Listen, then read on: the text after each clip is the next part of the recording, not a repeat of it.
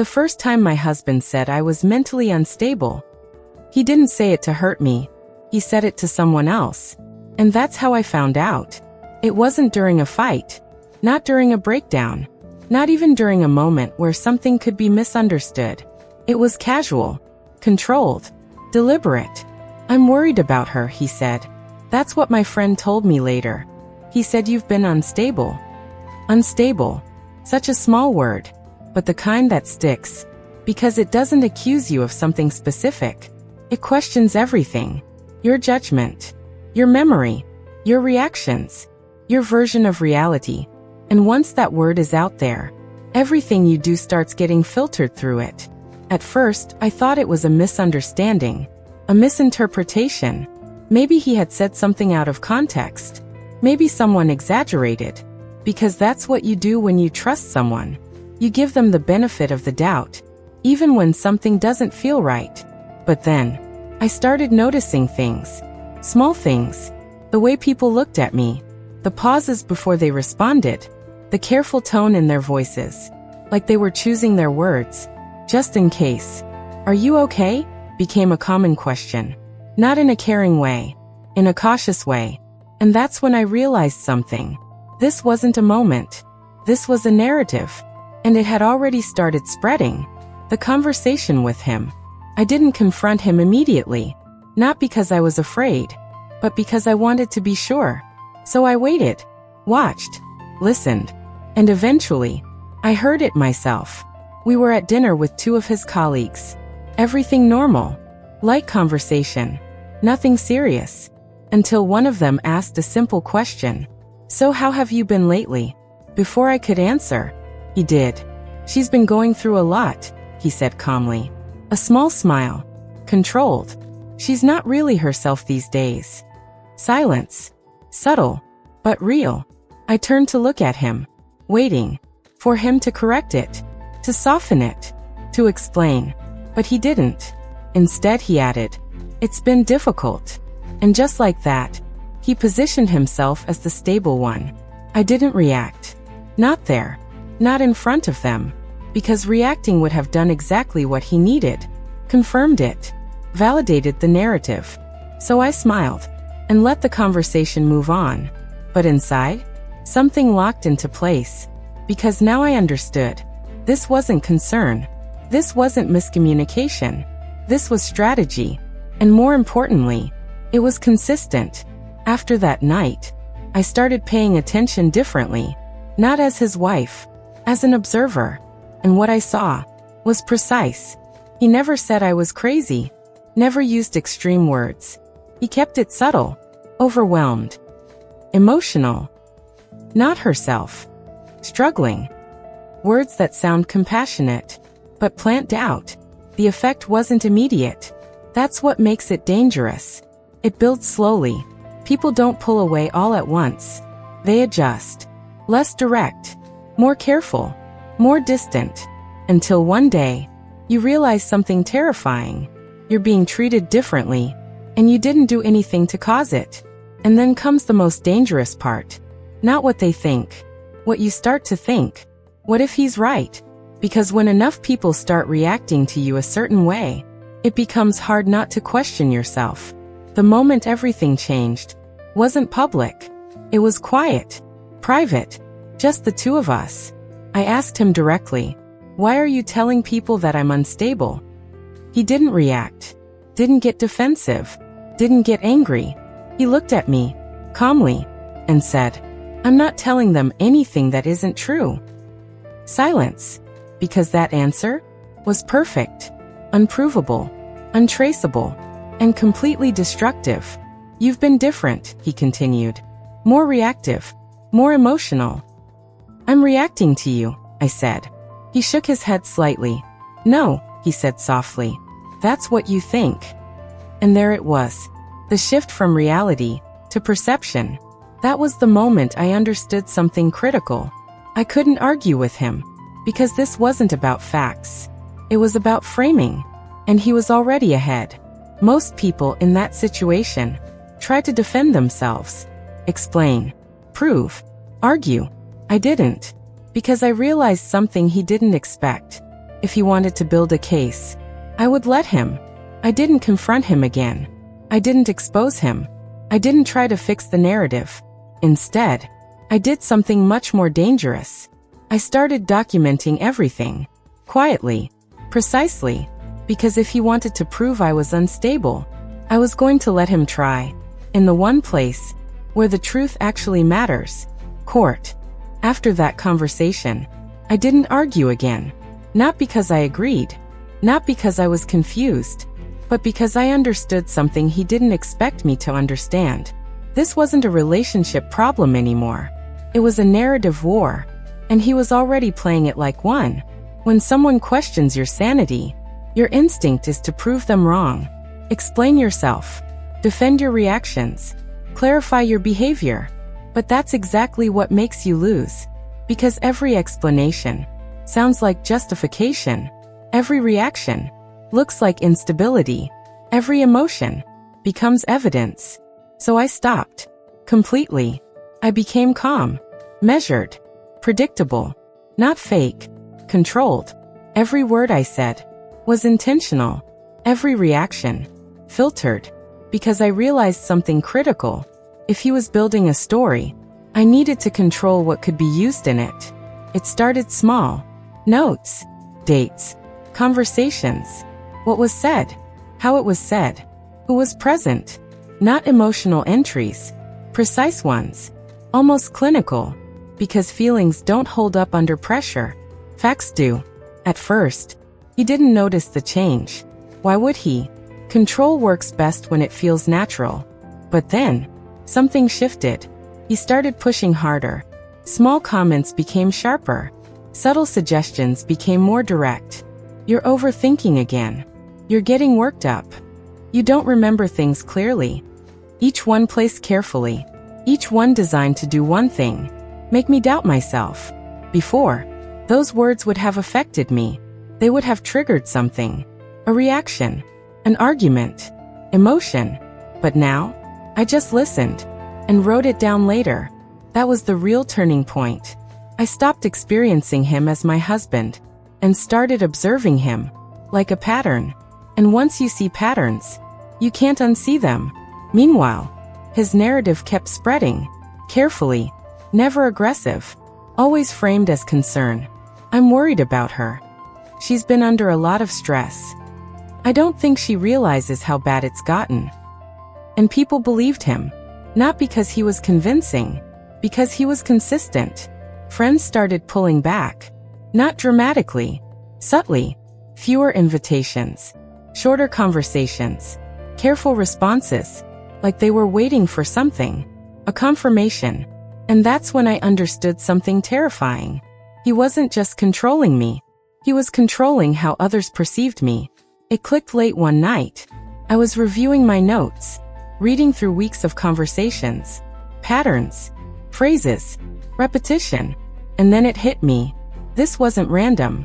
This wasn't emotional. This was structured. And structure means intent.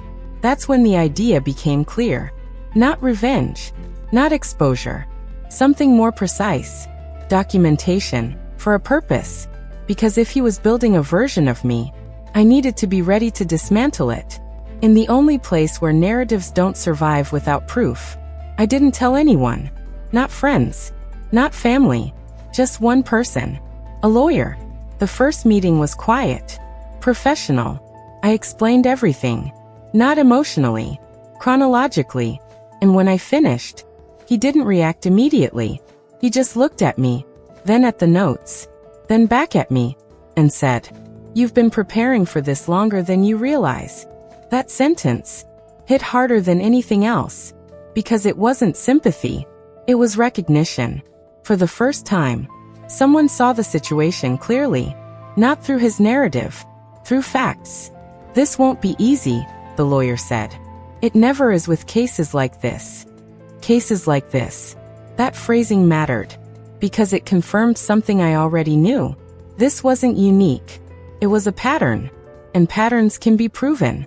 "We don't confront yet," he continued. "We wait." That part surprised me. Because waiting feels passive. But it's not. Not when it's intentional. We let him continue, he said. We let him commit to his version. A pause. Because the more certain he becomes. He didn't finish the sentence. He didn't need to. When I got home that night, he was sitting in the living room. Calm. Relaxed. Comfortable. Where were you? He asked. I looked at him. And for the first time, I didn't see my husband. I saw someone building a case. Without realizing, I was building a better one.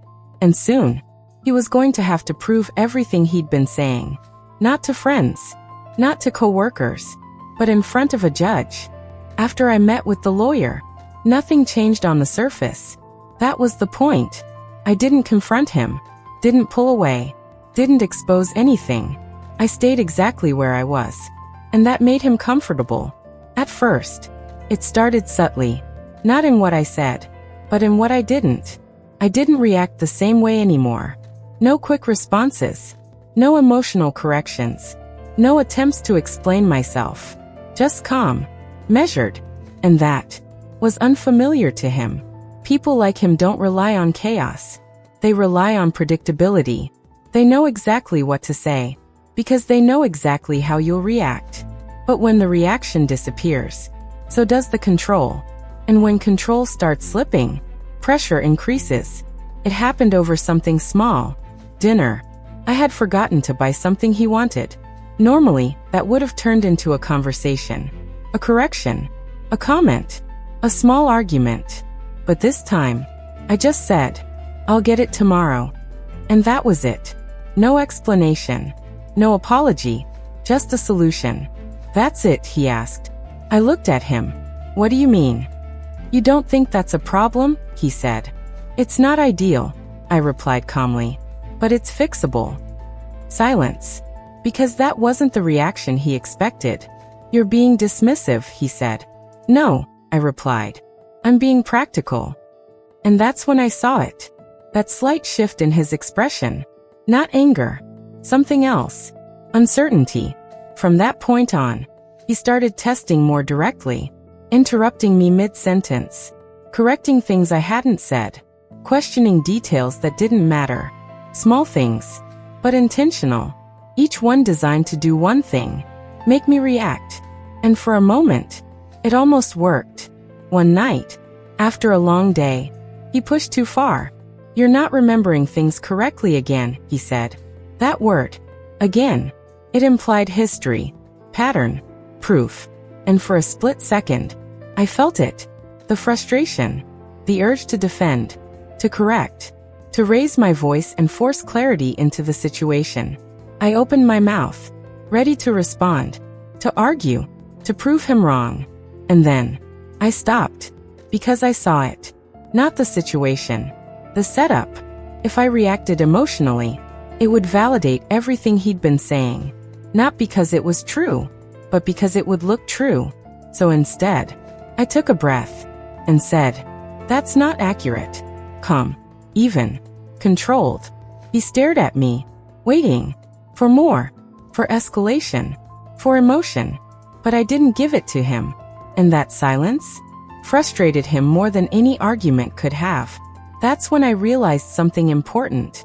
I didn't need to prove him wrong. I just needed to stop proving him right. At the same time, his behavior with others became more confident, more detailed. She's been forgetting things. She gets overwhelmed easily. I'm doing my best to support her. Each statement more specific than the last, because confidence comes from repetition. And he had been repeating this story for a while. I kept documenting everything, every statement, every inconsistency, every contradiction, because the more he spoke, the more he committed. Then one night, he said something new, something he hadn't said before. If things don't improve, he began, we might need to look at other options. I looked at him. What kind of options? I asked. He held my gaze. Professional help, he said. There it was. Not concern. Escalation. Because that wasn't just a suggestion. It was positioning. Documentation. A step toward something bigger. That's when everything became clear. He wasn't just telling people I was unstable. He was preparing to prove it. Legally. socially, publicly, and the more he believed his own narrative, the more dangerous he became. That night, I didn't argue. I didn't panic. I didn't try to stop him, because by then, it was too late for that. Instead, I did something much more calculated. I called my lawyer, and for the first time, we didn't talk about preparation. We talked about timing, because if he wanted to prove I was unstable, I was ready to let him try. In court, where every word, every claim, every lie would finally have to hold up under pressure. The legal process didn't start with drama. No shouting, no confrontation, no explosive moment. Just paperwork. Quiet, formal, final. He was the one who initiated it. Of course he was, because in his mind, this was the natural next step. When I received the notice, I didn't feel surprised. I felt confirmed, because everything he had been building, the conversations, the comments, the narrative, had led exactly here. He was requesting a formal evaluation, framing it as concern, as protection, as necessity, not just for him, for both of us. That wording mattered, because it made it sound reasonable, balanced, responsible. When we saw each other after that, he wasn't aggressive. He wasn't defensive. He was calm, certain, like someone who believed the outcome was already decided. I think this is for the best, he said. I nodded slightly. If that's what you believe, I replied. No resistance, no argument. And that made him even more confident, because from his perspective, everything lined up. He had witnesses, statements, a consistent narrative, people who would say, she's been different. She seemed overwhelmed. He's been supportive. And most importantly, he had never been extreme. No obvious lies. No dramatic accusations. Just controlled implication, which is exactly what makes it convincing. What he didn't understand was that consistency alone isn't truth. It's just repetition. And repetition breaks under precision. The first time we entered the courtroom together, everything felt different. Not because of the space, because of the structure. In that room, words aren't suggestions. They're statements. And statements require support. He looked exactly the same. Composed, confident, prepared. The version of himself he had always been. I looked the same too, but the difference wasn't visible. It was structural, because I wasn't reacting anymore. I was positioned. His lawyer spoke first. Clear, measured. They presented concern, pattern, behavioral changes. Nothing extreme, just enough to create doubt. And as I listened, I recognized every piece, because I had documented it all. She has shown signs of instability, his lawyer said. Emotional inconsistency, difficulty managing stress, episodes of confusion. Each phrase carefully chosen. Not strong enough to be challenged immediately, but heavy enough to shape perception. I didn't react, because reacting would have done exactly what they needed. Then it was our turn. My lawyer stood, calm, unhurried, and instead of arguing, he did something much more dangerous. He asked questions. To clarify, he began. When did you first notice these concerns? A simple question, but important, because timing reveals intent. My husband answered confidently, gave a timeline, specific, structured, prepared, except I had the same timeline, documented, in detail. My lawyer didn't interrupt. He let him finish.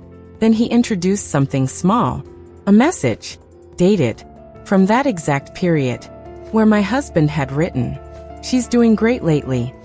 Silence. Small, but noticeable. It wasn't dramatic. No one gasped. No one reacted loudly. But something changed. Because now, there were two versions, and only one could be consistent. That's when I understood the full weight of what we had built. This wasn't about proving he lied. It was about showing that his version couldn't hold under pressure. More questions, more details, each one small, but precise. Dates, statements, context, not overwhelming, controlled. Because the goal wasn't to destroy him immediately. It was to destabilize his certainty. By the end of the hearing, he still looked composed, still controlled. But something was missing. That certainty. That complete belief that everything would go exactly as planned. When we walked out of the courtroom, he didn't look at me right away. And when he finally did, his expression wasn't anger. It wasn't frustration. It was something much more telling. Confusion. Because for the first time, his version of me wasn't working. And he still didn't understand why. After the first hearing, he didn't change his strategy. That was his biggest mistake. Because people like him don't adjust quickly. They double down. From his perspective, nothing had gone wrong. One inconsistency didn't destroy the case. It just meant he needed to be clearer, more precise, more convincing. So that's exactly what he did. He came back stronger, more detailed, more certain, and without realizing it, more exposed. This time, the room felt different, more focused, more attentive, because now there was something to watch. Inconsistency. His lawyer adjusted, asked more structured questions, gave him space to explain. And he did. Confidently. Too confidently. She forgets things frequently, he said. She becomes overwhelmed easily. She misinterprets situations. Each sentence stronger than before. More definitive. Less careful. The more specific you are, the easier it is to test. My lawyer didn't interrupt. Didn't challenge immediately. Just listened. Let him build. Because the higher he built his version, the harder it would fall. Then came the shift. Can you give a specific example? My lawyer asked. Simple question, but critical. Because generalizations are safe. Details are not. He gave one. A situation. A moment. Confident. Clear. And completely wrong. My lawyer nodded. Then calmly placed something on the table. A recording. Time-stamped. From that exact situation. It was immediate. Not loud. But heavy. Because suddenly, this wasn't about perception anymore. It was about reality. The recording played. Not long. Just enough. Enough to show tone. Context. Accuracy. And most importantly, truth. His expression didn't break. But it shifted. Slightly. Because now he had a problem. His confidence was ahead of his accuracy. And that gap is where everything falls apart. After that, the questions became sharper. Not aggressive. Precise. Would you like to revise your statement? Are you certain about that timeline? Can you clarify what you meant by frequent? Each one forcing him into a corner. Because every answer had to match something real. And his version wasn't built on that. You could feel it.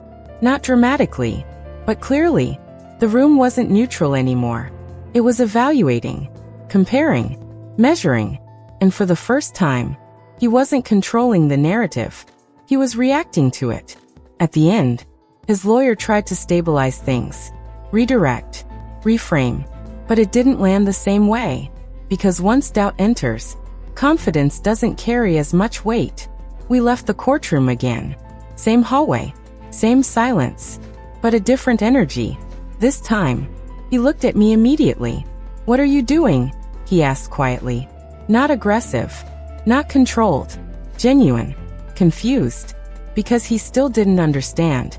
I'm not doing anything, I said calmly. A pause. I'm just letting everything be accurate. That was it. No accusation. No explanation. Just truth. And in that moment, something finally reached him. Not fully, but enough. Because now, he wasn't just facing resistance. He was facing structure. And structure doesn't react.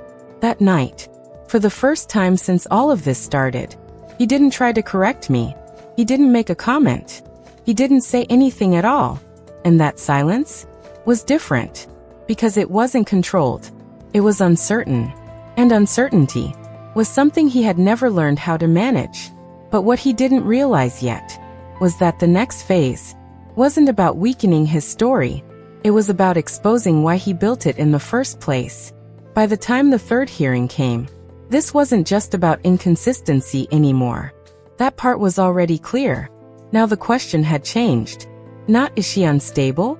But why is he trying so hard to prove that she is? My lawyer didn't start with evidence this time.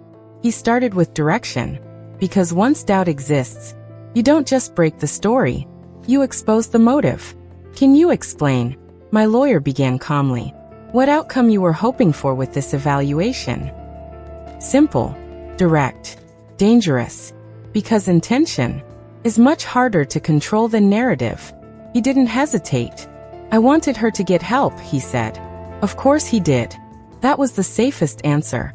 Concern, support, care.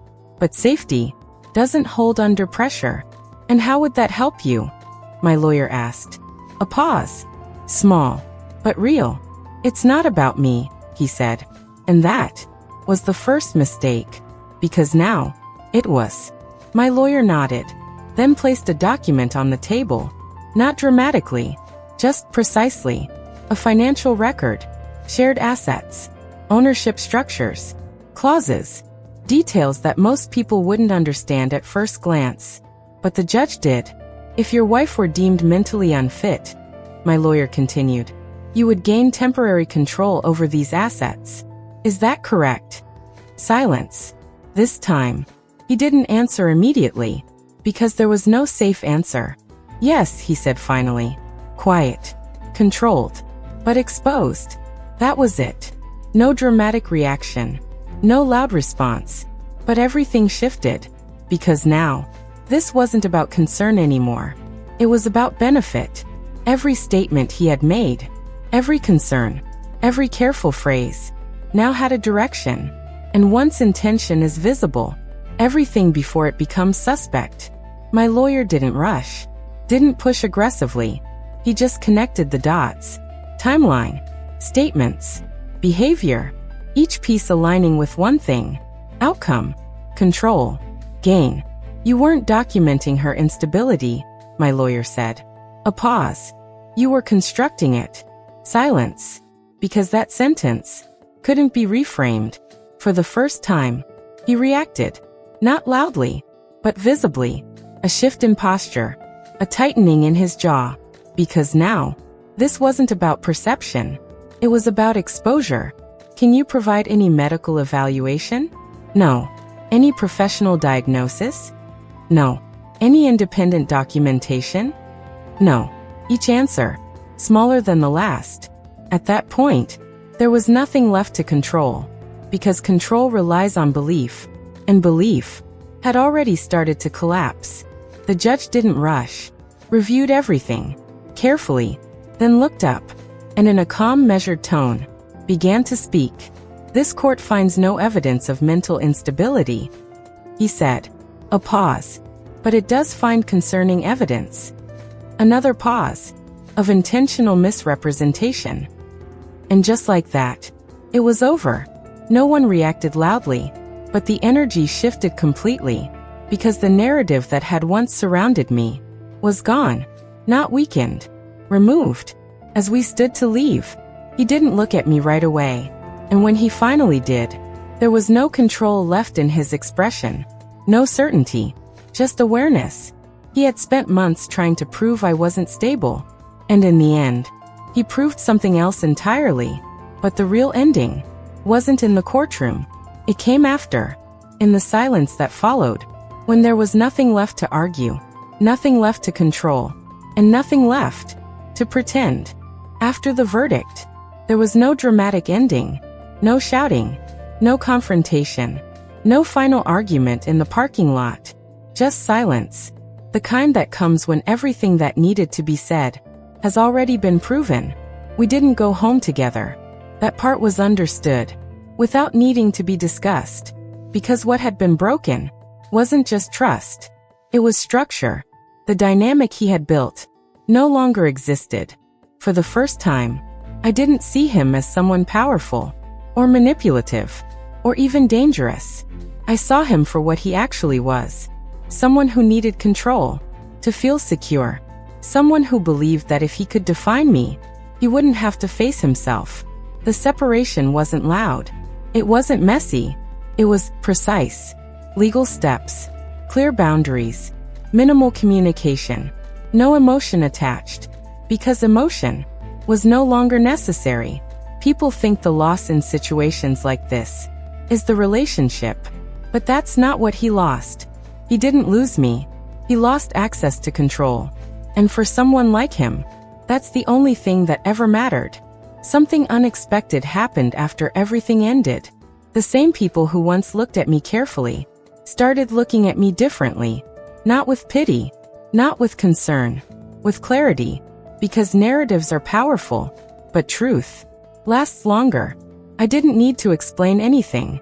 Didn't need to defend myself. Didn't need to correct the past.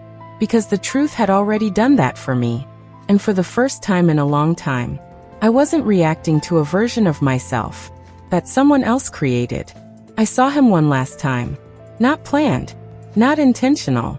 Just inevitable. A quiet place. Neutral ground. He looked at me like he was trying to understand something that no longer made sense. I didn't think it would go that far, he said. Honest. For the first time, I held his gaze. You took it there, I replied. No anger. No edge. Just truth. He nodded slowly, because there was nothing left to argue. No narrative left to protect. No version left to defend. Just reality. He had spent months trying to prove I was unstable, trying to shape how people saw me, trying to control what I represented. But in the end, he exposed exactly who he was, without me needing to say a word. Final message. I never tried to destroy him. I never tried to outplay him. I never even tried to prove him wrong. I just let him continue, until the truth couldn't be ignored anymore. He told everyone I was mentally unstable, so I let him prove it. In the one place where lies don't survive.